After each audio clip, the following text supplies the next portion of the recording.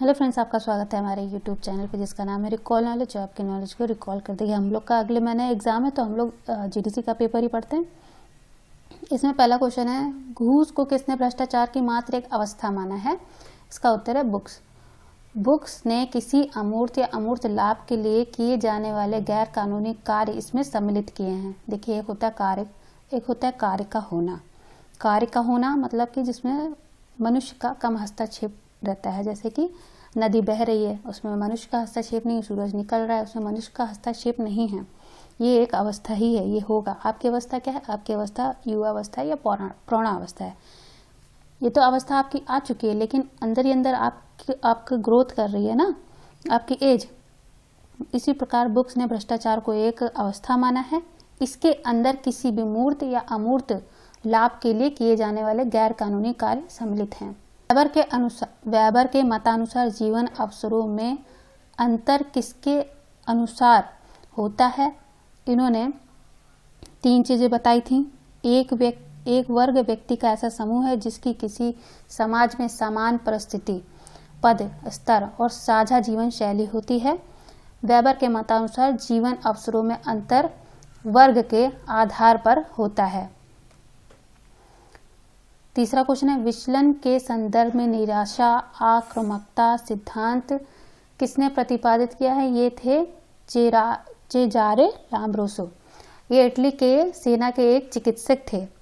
इन्होंने अपने चिकित्सीय व्यवसाय के दौरान ही उन्होंने एक अनुभव किया कि जैविकीय एवं आनुवंशिकी गुणों के अपराध में विशिष्ट भूमिका होती है, जैसे कि चौड़ा जबड़ा, घुंघरैले बाल और नाक उनकी कैसी है, या फिर उनका स्कल कैसा है, सर का साइज कैसा है।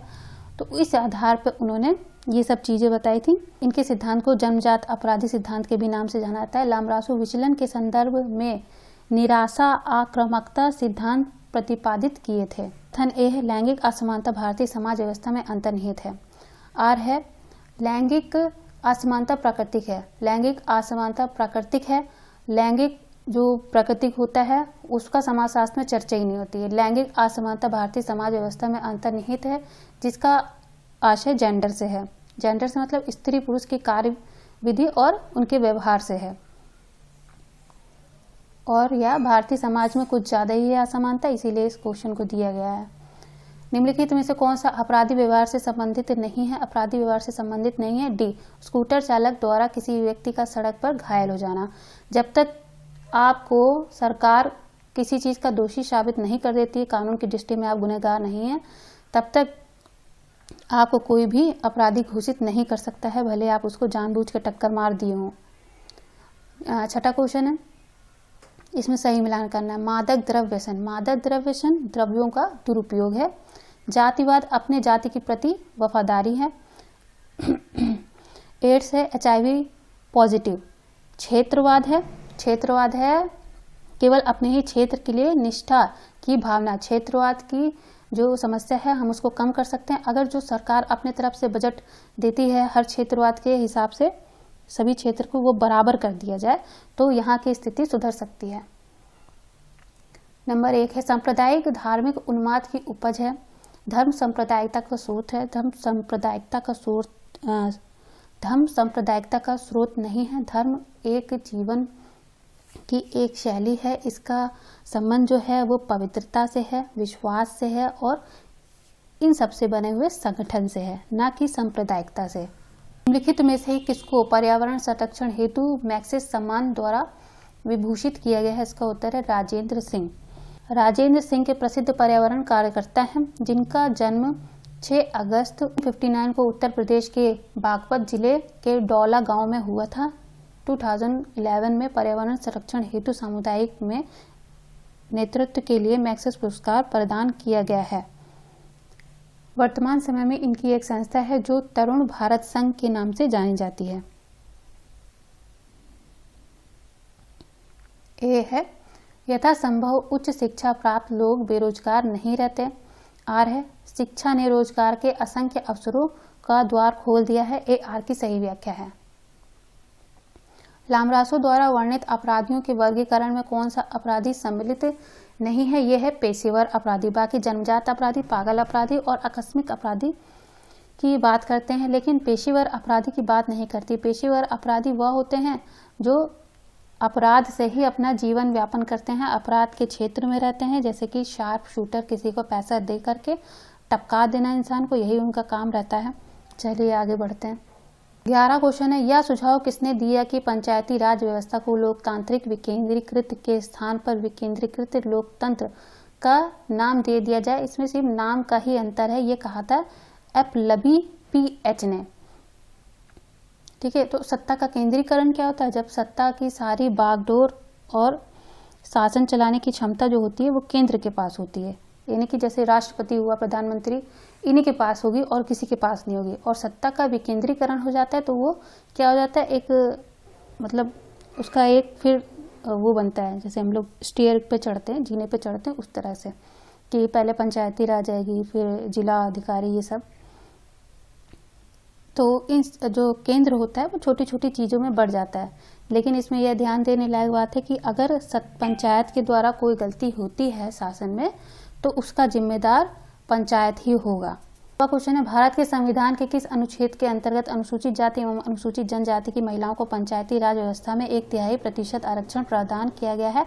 इसका उत्तर 243 है। 243 में 1/3 आरक्षण दिया गया था। 13 क्वेश्चन है, निम्नलिखित में से कौन पंचायती राज की असफलता के लिए उत्तरदायी है? सभी। यहाँ शिक्षा, जातिवाद, सीमित साधन, सभी पंचायती राज की असफलता के लिए जिम्मेदार है। निम्नलिखित में से किस राज्य में पंचायती राज को सर्वप्रथम लागू किया था? राजस्थान के नागौर जिले में इसे लागू किया गया था। जवाहरलाल नेहरू ने इसमें साइन किया था 2 अक्टूबर 1959 में राजस्थान में लागू किया गया था। उसके बाद उत्तर प्रदेश, गुजरात, महाराष्ट्र, पंजाब, आंध्र प्रदेश, इन सभी पर यह व्यवस्था लागू हुई थी। एक क्वेश्चन है, जातिवाद भारतीय राजनीति के पर्याय संतान है? तर्क दिया है, जातिवाद चुनाव में वोट बैंक हासिल नीति में रूपांतरित, जाति के प्रति अंध एवं संकलित निष्ठा की भावना को जातिवाद कहते हैं, और यही कारण है कि जातिवाद राजनीति की अपरिहार्य संतान है और इसका प्रयोग चुनाव में वोट हासिल करने के लिए किया जाता है, जिसका बात जो है श्रीनिवासन करते हैं वोट बैंक में। सबसे ज़्यादा वोट बैंक जातिवाद कहाँ पाया जाता है? सबसे ज़्यादा बिहार में पाया जाता है। 16वां क्वेश्चन है, शेड्यूल कास्ट शब्द सर्वप्रथम प्रकाश में आया? इसका उत्तर है 1935 में। 341 के तहत राष्ट्रपति को यह अधिकार दिया गया कि वह राज्य विशेष के प्रमुख से परामर्श करके एक आदेश जारी करें कि किन समूहों को राज्य के विशेष संदर्भ में अनुसूचित जाति माना जाता है। अनुसूचित जातियों को चाहे कोई भी शब्द से आप बुला लीजिए, शब्दों को बदलने से क्या होता है?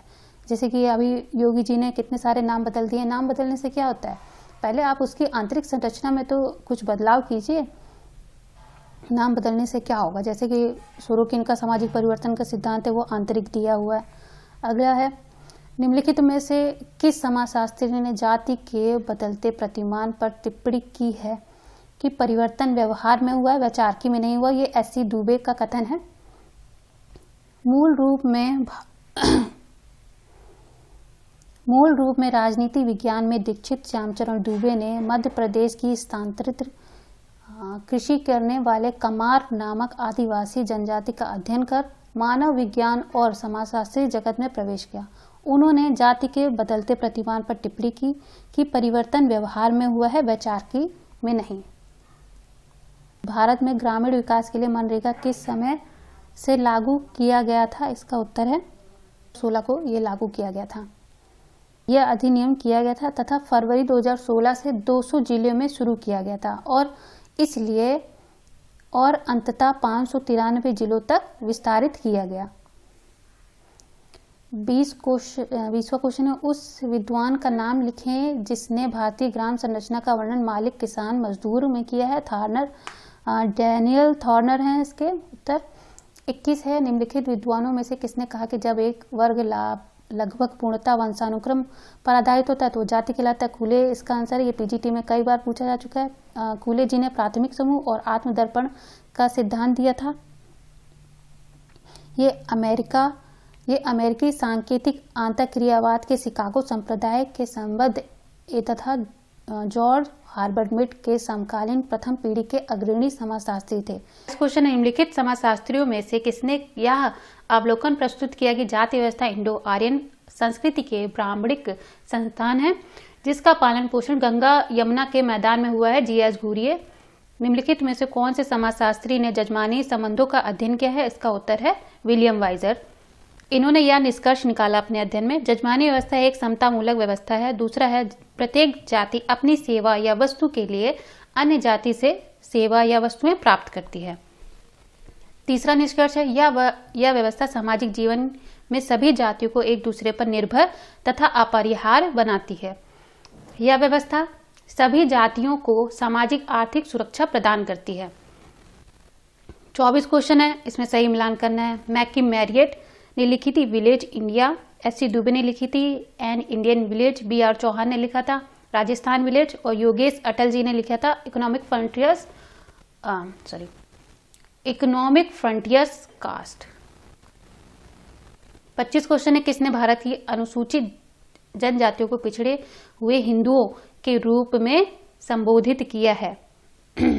का उत्तर है जी.एस. घुरिया। 26 क्वेश्चन है, संविधान के किस अनुच्छेद में किसी जनजाति को अनुसूचित जनजाति के रूप में मान्यता प्रदान करने का प्रावधान है? इसका उत्तर अनुच्छेद 342 में प्रावधान किया गया है। 27 क्वेश्चन है, जिस योजना का उद्देश्य सामाजिक आर्थिक विकास के द्वारा भारत के संपूर्ण ग्रामीण जीवन का रूपांतरण करना है इसका सही उत्तर है सामुदायिक विकास कार्यक्रम। सामुदायिक विकास कार्यक्रम चतुर्दिक विकास की एक ऐसी पद्धति है जिसमें जन सहभाग के द्वारा समुदाय के जीवन स्तर को ऊंचा उठाने का प्रयत्न किया जाता है। 28 क्वेश्चन है, भारत में नारी विकास एवं कल्याण हेतु राष्ट्रीय नीति कब बनाई गई थी? इसका उत्तर है 1976 में यह नीति बनाई गई थी। इस आयोग द्वारा अन्य पिछड़े वर्ग हेतु एक निश्चित प्रतिशत आरक्षण की संस्तुति की गई है? इसका उत्तर है मंडल आयोग। यह मंडल आयोग 1979 के तत्कालीन जनता पार्टी सरकार द्वारा किया गया था। इसके अध्यक्ष विंदेश्वरी प्रसाद मंडल थे। इस आयोग का कार्य क्षेत्र सामाजिक एवं आर्थिक रूप से पिछड़े की पहचान करना था।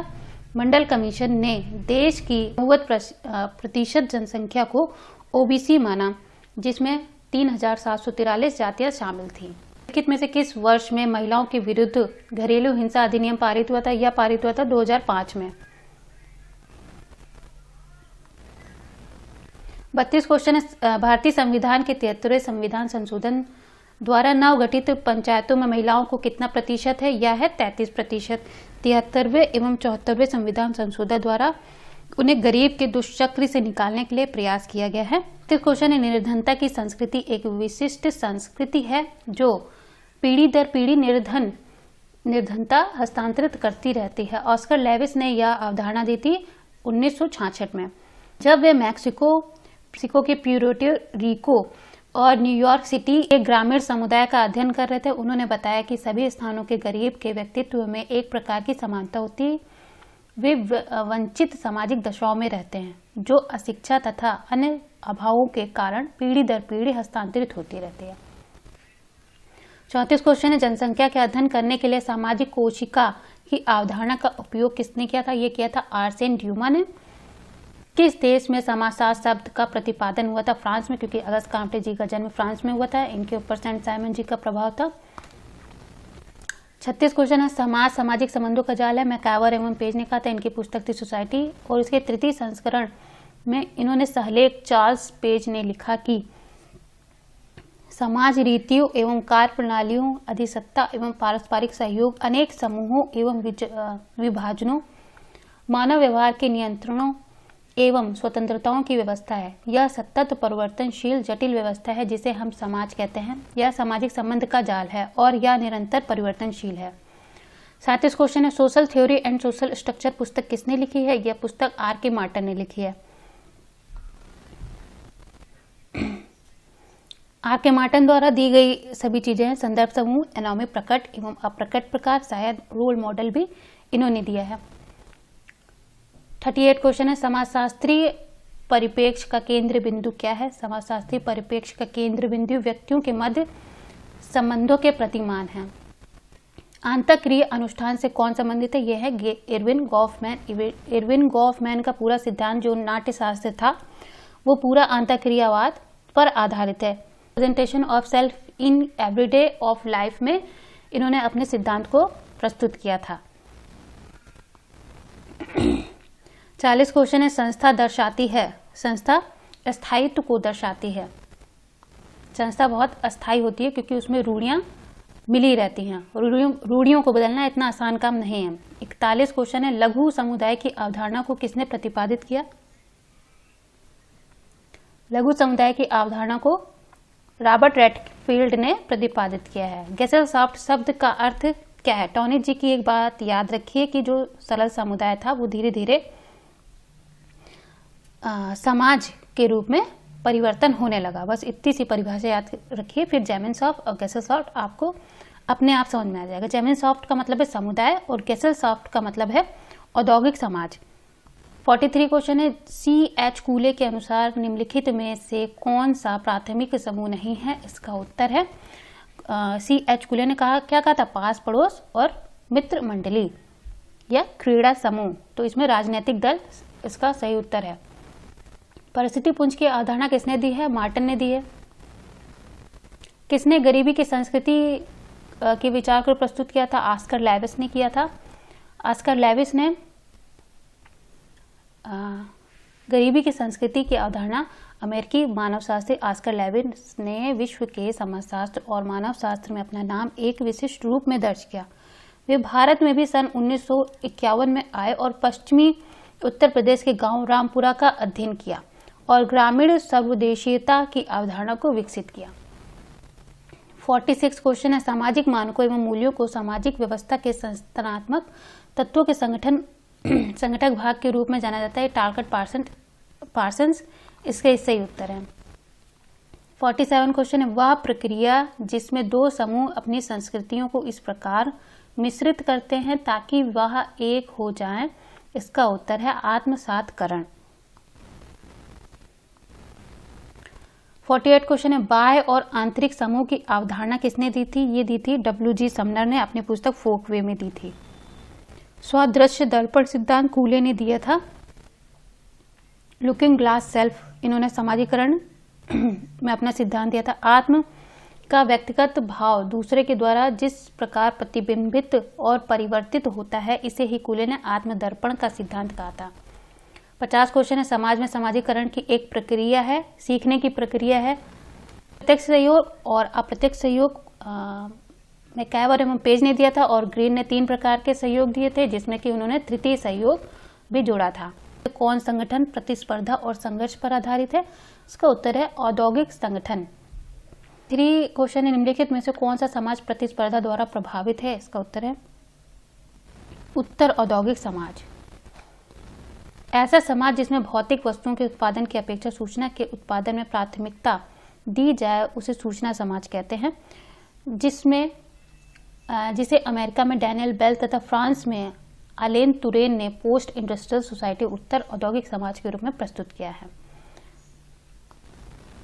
आगे बढ़ते हैं। 54 क्वेश्चन है, पर सांस्कृतिक ग्रहण एक प्रक्रिया है जिसमें 2 विभिन्न संस्कृतियां समूह में होता है। एक समूह द्वारा नए संस्कृति प्रतिमानों को प्राप्त किया जाना और संभवतः दोनों समूहों द्वारा एक दूसरे की संस्कृति को प्राप्त किया जाना, ये पर सांस्कृतिक ग्रहण है।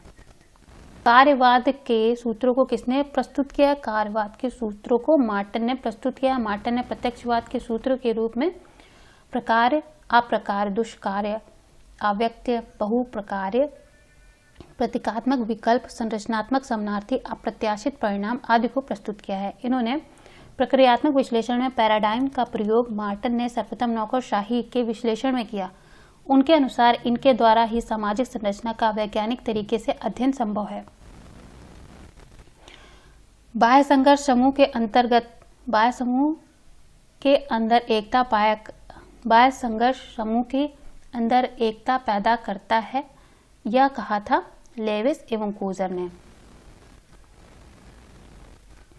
निम्नलिखित में से कौन एक समाजीकरण का अभिकरण नहीं है? समाजीकरण का अभिकरण कारावास कारागार नहीं है, कारागार में पुनः समाजीकरण होता है, जिसकी पहले की प्रक्रिया है विसमाजीकरण। कारागार में पहुंचे हुआ व्यक्ति पहले से ही किसी व्यवहार में लिप्त होता है, फिर कारागार में पहुंच के उसे विसमाजीकरण किया जाता है, यानी पहले सीखे हुए व्यवहार को भुलाना पड़ता है, उसके बाद उनका पुनर्समाजीकरण किया जाता है। गॉफमैन ने टोटल इंस्टीट्यूशन में अपनी इस अवधारणा को बताया था। 58 क्वेश्चन है, मॉडर्नाइजेशन ऑफ इंडियन ट्रेडिशन नामक पुस्तक योगेंद्र सिंह की है। इसमें इन्होंने परंपरा के 4 प्रकार बताए थे, संस्करणात्मक, समग्रता, निरंतरता और पारलौकिकता। 59 क्वेश्चन है, सामाजिक उद्विकास और सामाजिक प्रगति के बीच किसने भेद प्रस्तुत किया था? इसका उत्तर है एल.टी. हाबहाउस। एल.टी. हाबहाउस एक प्रारंभिक ब्रिटिश समाजशास्त्री और सामाजिक दार्शनिक थे। स्पेंसर की भांति हाबहाउस भी उद्विकासी दर्शन के समर्थक विद्वान थे। उनका समस्त लेखन उद्विकासवादी सिद्धांत के रंग में रंगा हुआ था और उन्होंने सामाजिक उद्विकास और सामाजिक प्रगति के बीच भेद प्रस्तुत किया था। यह कथन किसने कहा है कि सावयव उद्विकास प्रक्रिया द्वारा मानव समाज एक अनिश्चित असंबद्ध समानता से निश्चित संबद्ध भिन्नता में बदलता है? इसका उत्तर हार्बर्ट स्पेंसर है। उन्होंने बोला कि समाज की एक ऐसी जीवित धारा है मनुष्य जो निरंतर बढ़ते हुए सावयव के रूप में व्याख्या की, जो धीरे धीरे सरल से जटिल व्यवस्था और रूप ले लेता है। स्पेंसर एक सामाजिक उद्विकासी थे। इनकी उद्विकासी योजना को सामाजिक डार्विनवाद के नाम से भी जाना जाता है। आज की वीडियो में इतना ही, धन्यवाद।